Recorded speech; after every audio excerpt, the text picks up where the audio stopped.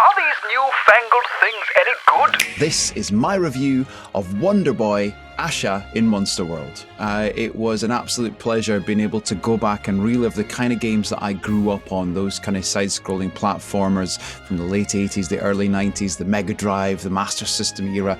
I love all those games, and I loved the Monster World games, the Wonder Boy games. They're all really solid titles and ones that will mean a lot to people nostalgically, but you might be coming to this completely fresh, and I'm going to look at both sides of the coin. If you're someone who's played the games before, or if you're someone who is coming to them for the first time, I'll talk about that. We'll also look at the pros and the cons, and we'll kind of round up whether or not this is one that should be on your buy list. So let's start off with the game itself and talk about some of the pros. I must say the game looks absolutely stunning. They've done an amazing job reimagining what this game might have looked like had the technology been there in the first place. It's still a great game, you know, as a 16-bit game it still looks great, but it looks particularly good now.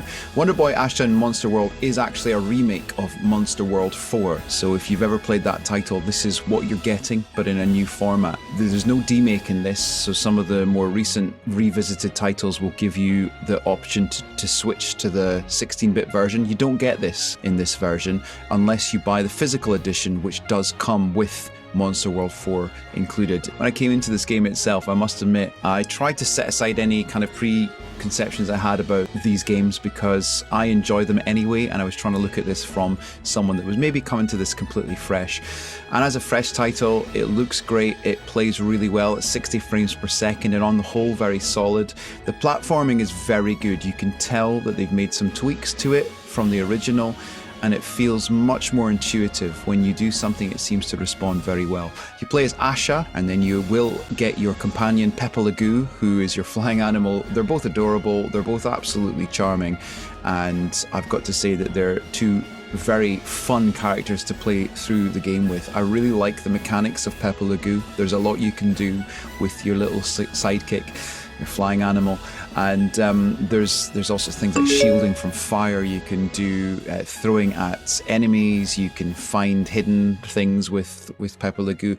There's lots of other really cool elements and mechanics, like a bomb mechanic. When you unlock and you find treasure chests, Asha does a sort of wiggle move, which I find quite adorable. And I have to say, as a platformer, it's really, really nice. They've included some 3D elements in it as well, so it's not just a typical side-scrolling 2D platformer. It does have some 3D elements. You can go into the background or the foreground of scenes, and it's kind of got like a central hub between levels. So you've got the palace, and you've got places that you then have to find where you're going to go on your next mission. I'm going to talk about that as well a little bit more, because there's a couple of things I wasn't so happy about with that, but it is stunning again. I mean, it looks great, this game. It really, really does. You can play through the game in around about 4 to 6 hours. I played through in the easy mode because they've added that, and I think it's a really good addition because there's still a challenge there, but it's certainly not the challenge that it would have been had you not had that. And you know, with some of these older platformers, if they haven't had that quality of life to update them, they can be quite tricky. In fact, probably more tricky than a lot of new games.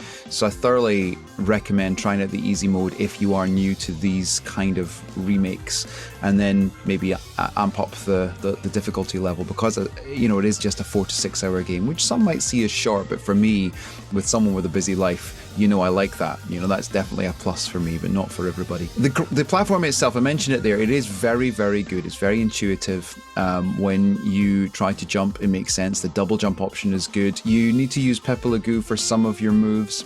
Some might argue that gets tiresome after a while, but I think given the length of the game, it's fine. And it's a lot of fun, I must admit. You know, there's a sort of floating mechanic where you can float down to platforms. I really like that. It does run at 60 frames per second as well, and I really like those three-dimensional elements. And the game itself, as a storyline, there is a bit of a storyline there. It's more about the platforming and the action than anything else. There's a real nice atmosphere about it, and I think that's the thing with these games. It's the atmosphere that you really want, particularly given the age of the original. I'm going to talk about some of the negatives. Well, the frame rate, I did mention that 60 frames per second. I think it's excellent, but there were a few times where I noticed some dropout, and things sort of were a little sluggish for a moment or two, which is a shame. I played it on the big screen. I didn't play it on handheld, so that again may just be restricted to the full experience, but I have seen some people talking about it being the same in handheld. So that's a shame, but at 60 frames per second on the whole, 75% to maybe 80% of the time, it is absolutely brilliant, and the rest of the time it's fine. It's not a big issue, it's just something to be aware of. I do think in the hub area where you've got the palace where you choose which level you're going to next, or you find where you've got to go, this is where a quality of life improvement could have been made. There isn't enough of a guidance there to help you find where you're going, and I found myself wandering about being slightly frustrated. I actually went online to find a guide from the original to sort of figure out where I was going, not to get past anything particularly, just to know where I was supposed to go to get to the next part of the game.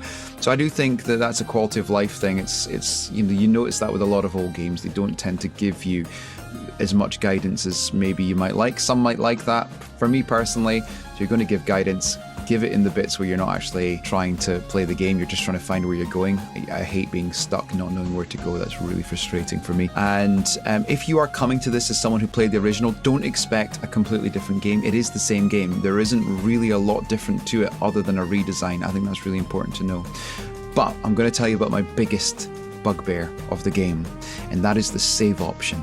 Let me just tell you now, there is no autosave, and it's really annoying because if you happen to go through a whole level and then die at the end of the level, you don't start from the start of that level, you start from wherever you were saved before. So if you only saved once, you got to go all the way back there. So whatever you do, save as you go. And it is a real shame that they didn't add in an autosave, because that for me would have just made this game so much more fun to play. I'm someone who gets very frustrated by going and playing the same thing twice when I've just done it. I just don't like that at all. So an autosave would have really fixed that. And again, that's a quality of life thing that I think would have been good.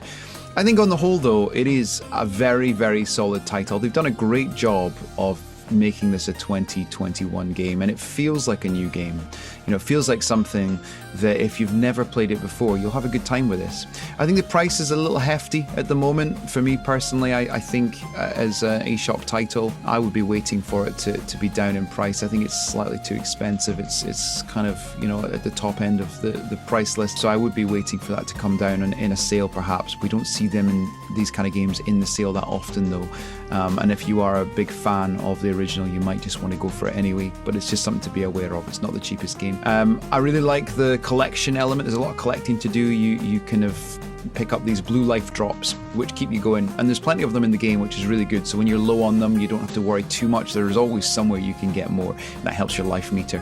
There's lots of kind of special modes and special attacks and things, which I really like. I think it's just a really nice platformer to play. The three-dimensional aspect is good. It's you know, occasionally you get to jump into the background, the foreground. I think there is some repetition in the design. It's not certainly the most original, but the great thing is the animation is so good. The enemies are good, they're strong, there's some really good enemies, there's some good end of level bosses as well, that it really makes you want to play on. And I found myself not wanting to put it down after playing through the first couple of hours. I wanted to keep going. On the whole then, if you played the original, you're probably going to want to check this out, but don't expect anything new, and remember some of those cons, and remember to save regularly. If you are brand new to this and you like platformers, don't be put off by the fact that this is an old game redone. They've done some really good quality of life stuff in this, including the mechanics for jumping. I think that's been massively improved. The animation is great.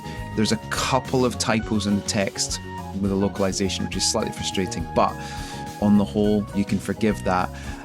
So if you're coming to it new, again, I recommend it. I just maybe suggest waiting for a sale is my only bugbear with it. Well, my second bugbear after the save option. That's a real problem. But overall, very good game. Really enjoyed it. Definitely recommend for those that are fans of the genre. I would give this a solid 7 out of 10.